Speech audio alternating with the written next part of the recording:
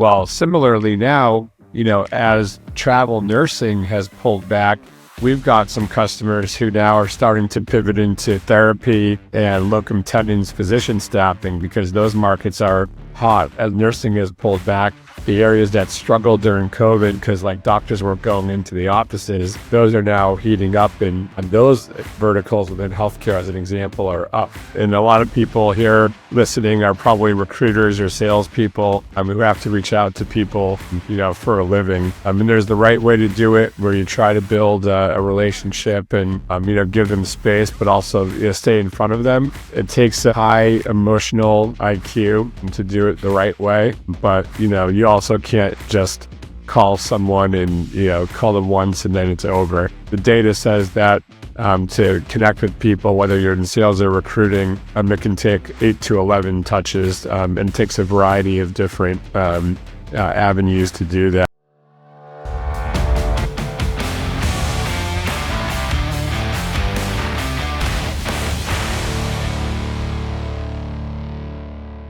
Welcome to another episode of The Staffing Ring. I'm your host, Jason Lawson, and today I'm joined by Matt Dichter, VP of Sales at Staffing Engine. Welcome, Matt. Thanks, Jason. Thanks for having me on. Yeah, excited to dive deep and take the gloves off and really lean into your experience. Over 8 years at Bullhorn, obviously the ATS leader in this space, and the last 3 years VP of Sales at Staffing Engine. So. Yeah, I guess for the audience, it'd be great to just have a little dive into your background and what you do and who you serve at Staffing Engine. Yeah, certainly. So I really broke into sales during my time at Bullhorn shortly after college. Started in inside sales, moved into field sales in the New England area. Had some success there. Bullhorn wanted to do a little bit of a reboot on the West Coast, so they moved me out to sunny California. I was quick to hop on that, and during my time, my territory grew from sort of mid-market staffing agencies in Southern California to much larger national account enterprise type customers. At the end of that run, everywhere west of the Mississippi. So we were covering a lot of ground with a lot of different staffing agencies of all shapes, sizes, verticals. And then I ended up joining Staffing Engine for a new challenge a few years ago. Our CEO and CMO are the former founders of TextUs, and then our third founder, Jay, I'd met at Bullhorn. So lots of staffing technology and staffing industry expertise on our team. And the way that we position ourselves at Staffing Engine is we are a recruitment acceleration platform. And really what that is we view ourselves as an AI solutions partner that will work with specifically staffing and recruiting agencies to help them work faster, smarter, more intelligently with the goal of increasing revenue, placements, and all that good stuff. Amazing. Yeah, I think there's plenty of, that we can go deep into in terms of the opportunities and some of the challenges too around how to deploy and make the best use of tools like Staffing Engine. So let's go. Round one. Look, we really start here, thinking about the broader market. What are the challenges and what are the key themes and developments within the industry? You've been in amongst agencies the last 10 years. What are you seeing today and perhaps the next few months ahead of what are the key kind of cycles or elements in the market that agency owners need to be thinking about? Yeah, I think that's a great question. I think that really depends on what vertical you're looking at. Healthcare staffing, where we spend a lot of our time, has unique challenges compared to like professional or light industrial staffing. So like in healthcare right now, the market has really pulled back from COVID. It's still better than where it was prior to COVID, but during that time, pay rates had skyrocketed and nurses had gotten used to high rates, but also some pretty crappy working conditions in hospitals. And one of the big problems facing healthcare now is a nurse shortage, right? Agencies still get a decent amount of applications and there's still jobs, but the total population is dwindling as a lot of nurses have exited due to a variety of factors, whether it's retirement, poor working conditions, and some other things. So what they experience might be a little bit different than what a professional or light industrial org experiences. With healthcare, they go pretty heavily through VMS and MSP systems. Whereas right now, when we talk to our, professional and high volume staffing customers, their problems are actually pretty different. They're having a really hard time getting job orders in business development. And breaking through all the noise that's out there right now. And so one of the things that we consistently hear is, how can you help us, get not only, more placements, but more importantly, how can we get more jobs to fill all these candidates in? So. Yeah, so I think the takeaway there is there's not one market, right? There's multiple markets moving and shifting at different times and speeds. Do you see agencies kind of understanding that and sometimes perhaps leaning and putting weight towards industries which are perhaps more open to new roles, new placements, and also how are you seeing agencies sort of think about the supply demand? That's what smart ones do. That's what the smart guys do. So during I keep going back to COVID, but it was an interesting time. But during that, time period, what you had was a lot of companies that were historically technology staffing agencies moving into travel nursing and adding a healthcare arm. Well, similarly now, as travel nursing has pulled back, we've got some customers who now are starting to pivot into therapy and locum tenens physician staffing because those markets are hot as nursing has pulled back. The areas that struggled during COVID because doctors weren't going into the offices, those are now heating up, and those verticals within healthcare, as an example, are up. And so it's always a good idea to be diverse. I coach my sales team up the same way. All right, if that, this vertical is struggling in an area that we can't really help out in, let's go find an area where we can, or let's go find a vertical that's hot on that, business is picking up. They need to automate, they need to apply technology to help keep up with demand. And so I think the smart agencies are pretty nimble and open to adapting to meet whatever needs there are in the market. Yeah, absolutely. And I think in there, if we peel the layers back a bit more on that onion, it's the smart ones are kind of, they see it and have already set themselves up to be adaptable and agile in these markets. So on the flip side, we do you have examples or kind of, scenarios where you've seen agencies really struggle to adapt and evolve? And how do you see in terms of, is it the people, is it the technology, is it process, or is it kind of more a leadership issue? Really good. That's a really good question. I mean, there are some agencies that still operate very old fashioned in their thinking. And, I've worked with agencies that are very slow or against adopting various technologies. It's still their mode of work is like the old school days, which is pound the phones, pen and paper. Hopefully they're off pen and paper and using at least an ATS now. But our industry has historically been what I'd consider technology laggards. It took a while to get widespread adoption of ATS when CRMs in other industries had already blown up.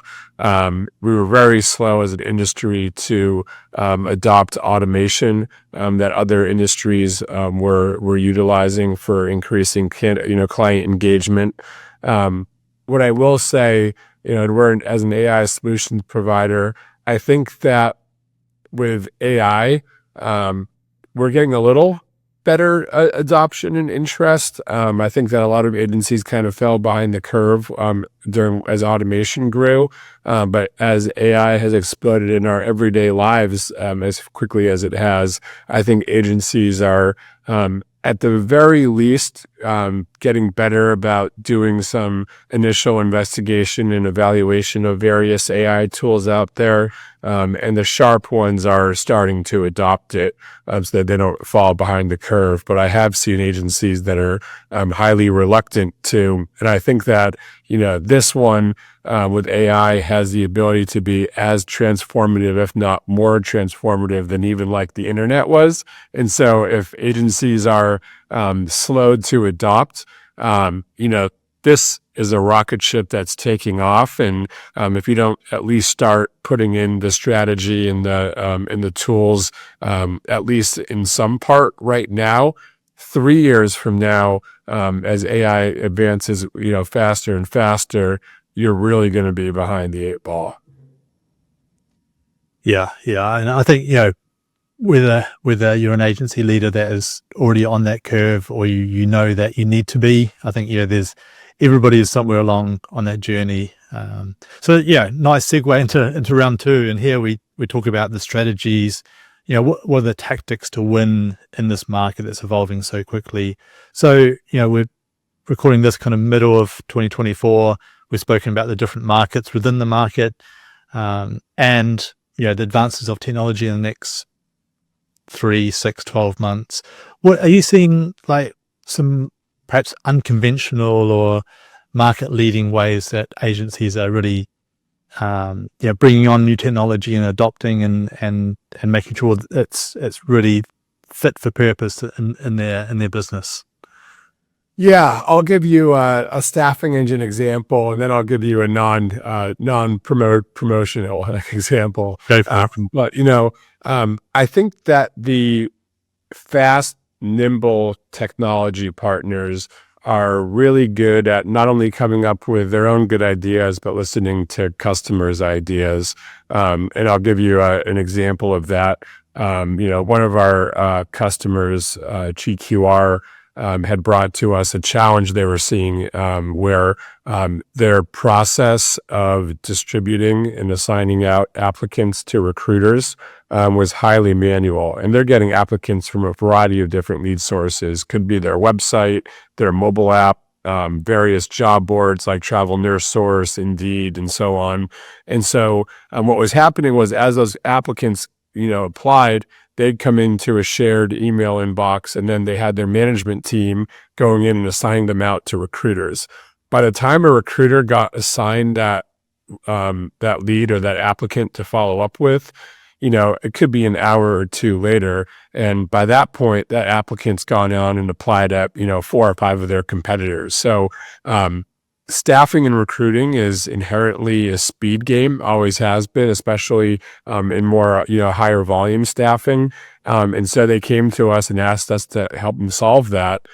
So what we did was basically apply AI to that process, where as applicants came in from all those different lead sources, run them through an AI model, do a lookup in their ATS, and then use the data from the email and the ATS to then intelligently route them to the right channels of recruiters and Microsoft Teams on a first come, first serve basis. And that was big because, with round robin, you might assign it to a recruiter who's out to lunch, or, it might be on a Saturday. They don't check their email inbox on a Saturday. But if you put it into a channel, it's almost like a Shark Tank on a first come, first serve basis.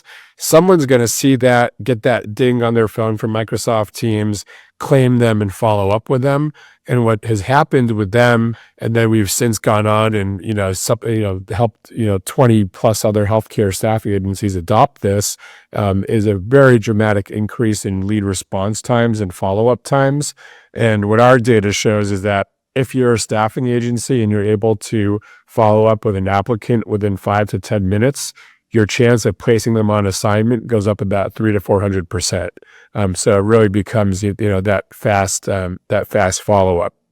So that's just an example of how we've seen agencies bring us a problem and then, work with them to help solve it, leverage Right. Yeah, super practical and tactical example there. So yeah, thanks for sharing. And you just to again dive deeper into that. So I'm an agency leader. I hear that, and it sounds great.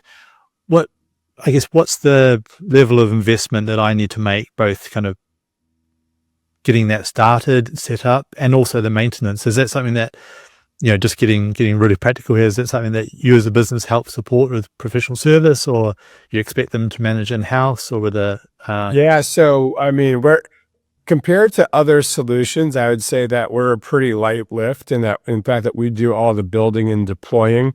You'd asked about technology adoption, I think, too, and that's a big part of all this. We, made a big decision pretty early on that we wanted to build a lot of our solution into existing infrastructure. So we're fully integrated with Bullhorn. Oftentimes our solutions live in Microsoft Teams. It's a place that, folks are familiar with, and they use every day to communicate with each other. So why not allow them to communicate with candidates and clients there? And so like from us, we're pretty low, I'd say low adoption, because there's not a whole lot of new UI to learn with us. We're just helping expedite existing processes and the tools that they're already using. Another component of our solution is, live chat, where, a candidate can be on your website, recruiter can be in Microsoft Teams, communicate with them back and forth, take that conversation, store it as a note in the ATS. We talked to dozens of staffing agencies who had tried live chat solutions where it required their end users to learn a different UI. And it always started off well, and then adoption plummeted because recruiters hate using, different screens and different windows. So we're like, we can just build this into Microsoft Teams. They're already talking to their coworkers there. Let them talk to candidates. And that really took off. So, we are, there's I think, a relatively fair investment of time, money, and resources to get us up. But I think that we've demonstrated with our customers pretty significant value, where we've had relatively little churn, especially for a small, scrappy startup. So, yeah, and I think again, moving nicely onto round 3 in terms of talking again about that product innovation, integrations, and that's the beauty of the Bullhorn marketplace, where the integrations are, there to provide a seamless experience, whether it be, those flows you've talked about, or the data or the automation, right through the technology stack. So with your experience, I think certainly I hear a lot of agency leaders really struggling, and agency, operation leaders thinking about how does that whole tech stack kind of fit together and knit together. How are you seeing the best out there really tackling those challenges of the people, the process, and technology, and really bringing it together to give their recruiters the best chance to succeed? Well, the biggest problem I see, and this goes back to my Bullhorn days, is agencies trying to bite off more than they can chew at once. They'll buy Bullhorn, then they'll also buy 4 or 5 marketplace partners all at the same time. And, I've educated myself where if I know that, someone's implementing an ATS, we can start the conversation now, but we're a phase 2, like get live and get system adoption. Because if you go live with that and 4 other solutions, you're going to have each one of them used very sparingly. So, it doesn't do us any good as a sales organization to sell technology when they're trying to implement 4 or 5 other things, because they'll never get fully adopt your stuff, and then they end up churning down the road. So you got to really figure out what the most pressing priorities are as an agency, and work on solutions with partners that help solve those targeted solutions, rather than, I think staffing agencies have a tendency to buy a lot of shiny objects without really, thinking of what the business case is. So with us, we're very focused on is this a problem? Do you have low conversion rates? Is your lead response time not up to par? are your recruiters and salespeople spending a lot of time on manual tasks that could be done very rapidly through advances in generative AI? If they don't have those problems, then we'll move on pretty quickly. So I think that staffing agency leaders need to get really good at diagnosing what their major pain points are, one at a time. Buying solutions that fix those, but then continuously making sure that their end users are trained up and actually utilizing it, because it doesn't do any good to invest money on a solution that just sits there without usage. Yeah, I think certainly, 2021, 2023, there's a lot of shiny objects, and the recruitment staffing's software solution market really grew, and there's a lot of money available to buy those. So I think a lot of agencies do have that kind of technical debt, if you like, in terms of their stack. There's also a lot of like solution providers that suddenly became AI shops overnight, and you get behind the scenes and there's not really like AI behind it. And so I feel like what's happening right now are agencies are evaluating 5, 6, 7 AI tools at once, and during that process it kind of gets shuffled who does what, because a lot of these tools do overlap with each other. And so that's why like I always go back to like, all right, what's the problem that you're trying to solve, and what of these solutions is the best suited to do that? You said during discovery that lead response times were not great. That was leading to less placements than you would have anticipated. Which of these solutions is going to be the best one to help you increase your response times? And so things like that we try to coach our customers and potential customers are become very important. Yeah, I think that's worth kind of pausing there for a second in terms of really, for anybody, thinking about bringing on new technology or just figuring out how to match what they've got with their kind of pains and where the gaps might be, is really think, yes, AI, if it's got that sticker on it, great, perhaps, but also what does that mean? Is it just a nice kind of automated sequence? Is it something that's more intensive, and really just thinking about how do those match the business needs? And Matt, I think one thing perhaps people here are thinking about, and certainly curious to me, is real AI. There's a lot of talk about, okay, what does that mean for recruiters and jobs, and how are you seeing that? Like 2-3 years away, having these bots that can be doing a lot of the manual tasks. Yeah, that's a good question. We view AI as a supplementary solution to the recruiter and not a replacement to the recruiter. There are some things like at the top of the funnel that could certainly be automated with AI. I'll give you an example. Like I get a ton of like people reaching out to sell me stuff. I'm sure most executives here do. And most of the messages are highly automated. You can tell when AI wrote it, they suck, at least for today. They're not very personalized, or they do personalize, but it kind of like misses the whole point. And so I could see that in the next 2 or 3 years getting very good, a kind of like a personalization at scale, where it can read your entire LinkedIn profile, bio, be smart enough to connect your value prop with something that I'm interested in and automate that top of funnel. But like, you still need a salesperson or a recruiter to have a face-to-face conversation. Like, we're a people industry, right? And so you can't remove the people from that. It's just there's always going to be a time and place, but a lot of like the mundane, repetitive tasks are like helping a recruiter know what to do next in their day to yield, high financial outcome type of activities. That can all be aided by AI. So I don't think that we view us or other AI tools as a replacement, but an enhancer. Yeah, and certainly, and whether it's business development for new client or placement wins or placing candidates, there's always that strong element of value add of the people, the consultancy that as an agency you provide to the clients as well, and making sure that you are fitting the right people for the role. So and I think AIs can enhance the output and the outcomes, and it'll also just make the company agency much more productive. So Totally. I mean, I'll give you a real life example. We're fully remote, and so we use Zoom Info as a sales organization.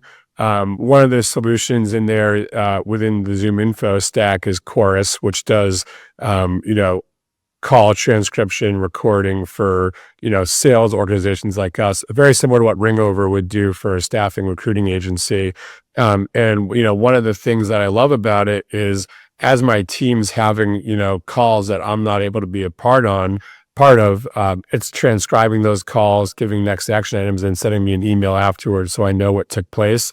It's also really good for me to go back and listening to my team's cold calls, which I couldn't normally be on, to do coaching, training, that sort of thing. That sort of AI is huge, and I know that Ringover and some others in this in our industry are advancing there pretty rapidly. But if you've got a remote sales or remote recruiting team, or even if you're on site, you can't possibly hear every call that happens. And so having technology that is able to listen in on calls and transcribe it is incredibly important, from not only informing me of what's going on in my organization, but also hey, this person might need some training, or might need to know how to deal with the situation better next time. So it's just I don't know how I would have been able to do this job without that kind of technology, 5 or 6 years ago. So it's just become part of our workflow. Yeah, and actually recently I was speaking with a US agency operations leader and talking about using Ringover to do those business development days where they can have a leaderboard and really sort of gamify that, and they're fully remote, and so everybody's kind of on the phones, they're hitting up clients and prospecting and nurturing, and all through the platform, and can pull out some transcripts and call recordings and just all from the desktop. So it's really helping, as I say, remote teams, hybrid teams.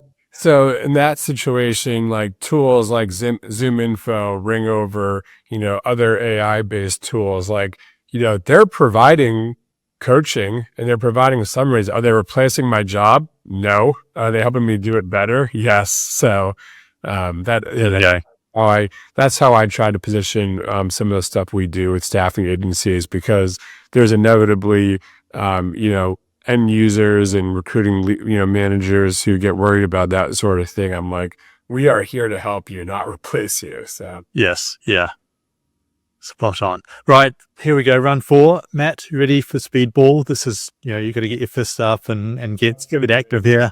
It's a bit of Q&A, bit of this or that. So picture this, you're walking into the stadium, the ring's in front of you. What's your walk on? What's your theme song? That's a good one. I always liked Jay-Z, What More Can I Say? Because it starts with the Gladiator theme. Was it that one? That one probably comes to mind. Yeah. Nice. I can imagine your robe on, and yeah. Best movie then, Fight Club or Rocky? Ooh, Rocky's more of a classic, but I'm a Tyler Durden, Fight Club all day. So okay, I'll be Fight Club, but they're both great movies. And would you be in the red corner or the blue corner? Political wise? No, just it might be sports. It might be just what politics today. Red corner. Yeah, good question with the elections coming up. So red corner. Okay, nice. Beach or snow? I think you've moved from pretty much the snow to the beach, haven't you? I've done both sides of the country. I'm firmly beach these days. It would take a lot to get me back into moving to the snowy Northeast. Although, I would enjoy visiting in the winter, maybe for a few days, but I definitely prefer the sunny beach weather. Nice. And are you a coffee or tea drinker? Coffee, Coffee. yeah, Nice. every morning. Salsa or guacamole? What's your favorite there? Guacamole. Seems to be a consistent winner on this Interesting, question. Texting or calling? How do people best reach you? Ooh, you know, it all depends. I've always been a phone person. I think that's what happens when you like come up in business development, making 100 cold calls a day. So I prefer the phone. If it's a short, brief thing, to shoot me a text. But I like talking on the phone. Yeah. I think once you build that muscle of on the phone, I think particularly in business. I mean, there is a time, prior to being in the B2B world where I sold business to consumer, so B2C Javalia coffee. So I was the guy calling residences at 7 o'clock while they were at dinner, trying to interrupt them to sell them meal order coffee. So once you do that, you get called every name in the book, and you get comfortable being on the phone, I guess. You build up a pretty thick skin. So yeah. So virtual in real life. You mentioned Staffing Engine is virtual, but yeah. Yes, we're virtual. But I mean, if I have to give a demo remote, which a lot of ours are, but I'd much rather go on site. Some of our best clients, I think we helped land at conferences. And I think there are I like the freedom of being remote and being able to make my own schedule and, leave in the middle of the day and come back and finish up at night. But like as far as like building business relationships, it's always in person is going to be better. Yeah. And we're rolling into the next conference season, aren't we, with numerous around the country? Yep. So a few Q&A questions here. So, through your experience, through Bullhorn, Staffing Engine, what's kind of one piece of advice or something somebody said or you've read that really kind of stuck with you that's kind of brought you to where you are today in the sales journey? Yeah, I read a lot of sales books. I think, one of my, well, it's not really a sales book, but Dale Carnegie, How to Win Friends and Influence People. That's more as a book about life and telling you like good life habits and how to interact with people. But I always kind of thought that, and maybe this is trained on me from early managers, but be persistent without being annoying. And a lot of people here listening are probably recruiters or salespeople who have to reach out to people for a living. And there's the right way to do it, where you try to build a relationship and give them space, but also stay in front of them.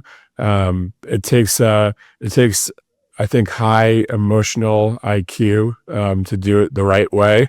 But you also can't just call someone and call them once and then it's over. The data says that to connect with people, whether you're in sales or recruiting, it can take 8 to 11 touches, and it takes a variety of different avenues to do that across phone, email, video. We do a lot of video, so I'd say persistence, patience, and hard work are critical for anyone in sales and recruiting. I lump those together because recruiting it's sales at the end of the day. You're selling people jobs. So yeah, and 99% of the time, people are open to a conversation, whether it's candidates or clients. And the 1%. Just don't take it personally, right? You gotta just move on and go to the next call. Yep, totally. You can't help everyone. You can't help people who don't want to be helped. So, any podcasts or kind of apps on your phone that you kind of favorites at the moment, or Right now, my apps are all fantasy football. So, Okay. but podcasts, I like. Besides this one, obviously, you on the Experience podcast is great for our industry. That's Lauren Jones and Rob Mann. Awesome. Yeah. What's the other? Yeah, it's probably for staffing and recruiting. There's a few different sales ones, but I'm sure that one's probably come up on past episodes. So Yeah, no, it's a good one. They're a good tag team, aren't they, in terms of really getting into the nitty gritty of with staffing. now I gotta look it up. I gotta tell you I gotta tell you the sales one that I listened to. It's Armand. Hang on. And we'll drop these in the show notes for those. 30 minutes to President's Club is a good one for sales and biz dev people listening. Okay, I've not heard of that one, so I'll certainly take note and give it a listen. And yeah, as I say, drop it in the show notes as well. That's a good one. Awesome. Well, Matt, we're going to cool down now. Just last few questions to wrap up.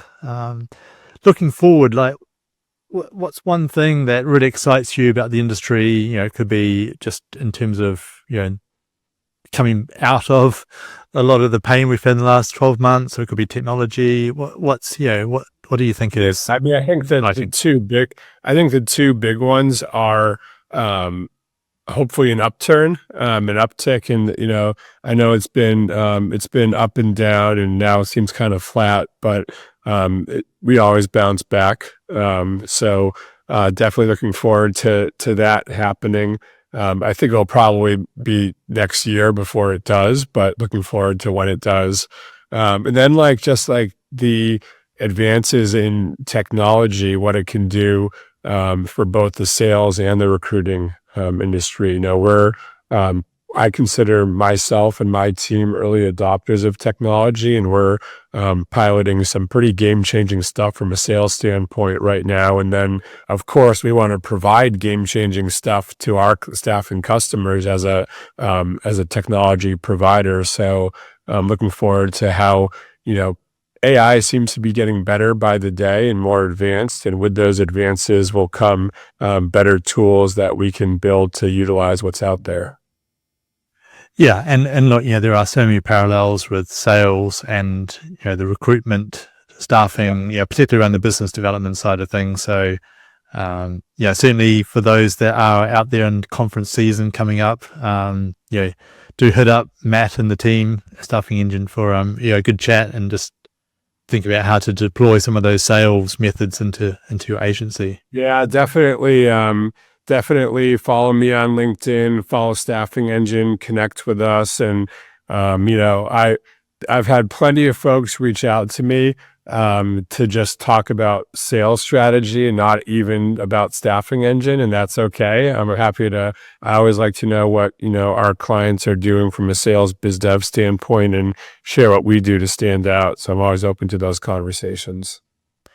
Awesome. Well, I'll drop your LinkedIn profile and the Staffing Engine website in the show notes. So, do reach out to Matt for chat about the industry, technology, sales tactics, and how those things collectively can really help your agency. Matt, it's been awesome. Thank you for your time. It's been great to have you as a guest on the Staffing Engine on the Staffing Ring. How meta is that? Good stuff. All right, everyone, that's a wrap. Thanks for listening to this episode of the Staffing Ring, and look forward to seeing you on the next episode.